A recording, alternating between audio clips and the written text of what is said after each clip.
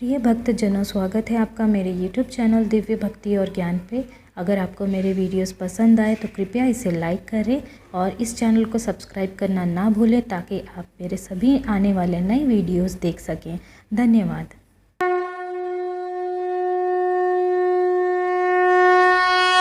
श्री सत्यनारायण कथा प्रथम अध्याय। एक समय की बात है, नैशिरण्य तीर्थ में शौनिक आदि 88,000 ऋषियों ने श्री सुतजी से पूछा, हे प्रभु, इस कलयुग में वेद विद्या रहित मनुष्यों को प्रभु भक्ति किस प्रकार मिल सकती है तथा उनका उद्धार कैसे होगा? हे मुनि श्रेष्ठ, कोई ऐसा तप बतलाइए जिससे थोड़े समय में ही पुण्य मिले और मनवांछित फल भी मिल जाए। इस प्रकार की कथा सुनने की हम इच्छा रखते हैं। सर्व शास्त्रों के ज्ञाता सुतजी बोले, हे वैष्णवों में पूज्य, आप सभी ने प्राणियों के हित की सबसे अच्छी बात पूछी है। इसीलिए मैं एक ऐसे श्रेष्ठ व्रत को आप लोगों को बतलाता हूँ जिससे नारद जी ने लक्ष्मी नारायण जी से पूछा था और लक्ष्मीपति ने मुनि श्रेष्ठ नारद जी से कहा था। आप सब इसे ध्यान से सुनिए। एक समय की बात है, योगी राज नारद जी दूसरों के हित की इच्छा के लिए अनेकों लोकों में घूमते हुए मृत्यु लोक में आ पहुँचे।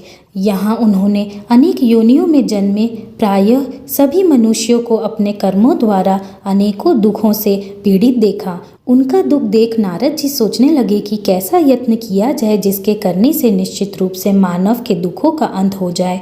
इसी विचार पर मनन करते हुए वह विष्णु लोक में गए। वहाँ वह देवों के ईश भगवान नारायण की स्तुति करने लगे, जिनके हाथों में शंख, चक्र, गदा और पद्म थे।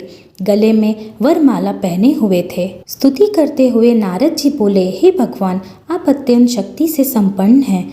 मन तथा वाणी भी आपको नहीं पा सकती। आपका आदि, मध्य तथा अंत नहीं है। निर्गुण स्वरूप सृष्टि के कारण भक्तों के दुख को दूर करने वाले आपको मेरा नमस्कार है। नारद जी की स्तुति सुन विष्णु भगवान बोले, हे मनुश्रेष्ठ, आपके मन में क्या बात है? आप किस काम के लिए यहाँ पधारे हैं, उसे निसंकोच कहो। इस पर नारद मुनि बोले कि मृत्युलोक में अनेक योनियों में जन्मे मनुष्य अपने कर्मों के द्वारा अनेकों दुख से दुखी हो रहे हैं। हे नाथ, आप मुझ पर दया रखते हैं तो बतलाइए कि वे मनुष्य थोड़े प्रयास से ही अपने दुखों से कैसे छुटकारा पा सकते हैं।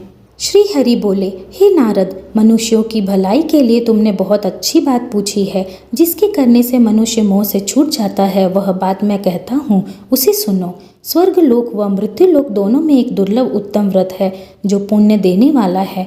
आज प्रेमवश होकर मैं उसे तुमसे कहता हूँ।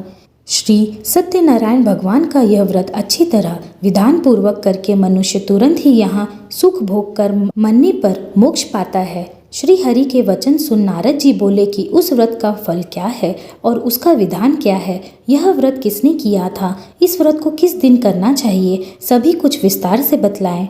नारद जी की बात सुनकर श्री हरि बोले, दुख व शोक को दूर करने वाला यह व्रत सभी स्थानों पर विजय दिलाने वाला है। मानव को भक्ति व श्रद्धा के साथ शाम को श्री सत्यनारायण की पूजा धर्म परायण होकर ब्राह्मणों व बंधुओं के साथ करनी चाहिए।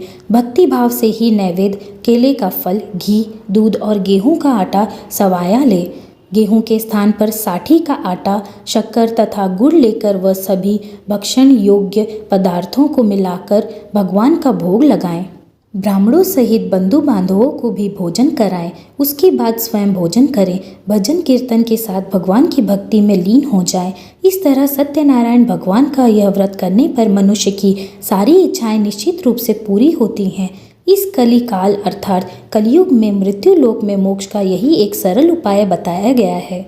और इसी प्रकार श्री सत्यनारायण व्रत कथा का प्रथम अध्याय संपूर्ण हुआ। श्री सत्यनारायण भगवान की जय।